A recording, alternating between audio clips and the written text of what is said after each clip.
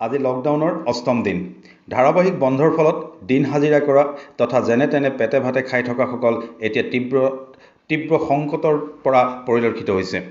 বিভিন্ন দল সংগঠন তথা সহৃদয়বান ব্যক্তিবিশেষে বিগত সময়ত সেই পৰিয়ালসমূহক সাধ্য অনুসৰি খাদ্য সামগ্ৰী যোগান ধৰি সহায় কৰি অহাৰ সমান্তৰালকৈ আজি যোৰহাট জিলা প্ৰশাসনেও টিয়ক পৌৰসভাৰ এলেকাৰ আৰ্তসকলৰ চাউল, দাইল, মিঠাতেল, নিমখ আদি ঘৰে ঘৰে গৈ অঞ্চলৰ গাঁওবুঢ়াসকলৰ সহায়ত বিতৰণ কৰে।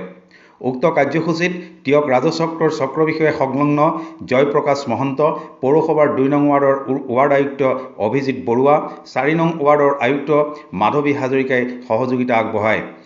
ইপিনে টিয়ক পৌৰসভাৰ পৌৰপতি ৰফিকুজ্জামানৰ নেতৃত্বত টিয়কৰ অগ্নি নিৰ্বাপক বাহিনীৰ সহযোগত টিয়ক নগৰ এলেকাৰ বিভিন্ন জনবহুল স্থান পুনৰ চেনিটাইজেশ্যনৰ ব্যৱস্থা কৰা হয়।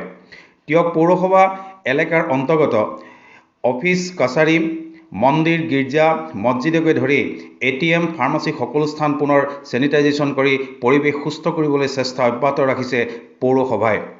ইপিনে টিয়কৰ জগদুৱাৰ দলৈগাঁৱৰ একাংশ সচেতন যুৱকে গাঁঠিৰ ধন ভাঙি সমগ্ৰ গাঁওখনতে কৰে চেনিটাইজেশ্যনৰ ব্যৱস্থা। লগতে এইদৰে নিজৰ ঘৰখন আৰু নিজৰ অঞ্চলসমূহক পৰিষ্কাৰ কৰি মাৰাত্মক কৰোনা ভাইৰাছৰ পৰা নিজকে মুক্ত কৰি ৰাখিবলৈ সকলোকে আহ্বান জনায়।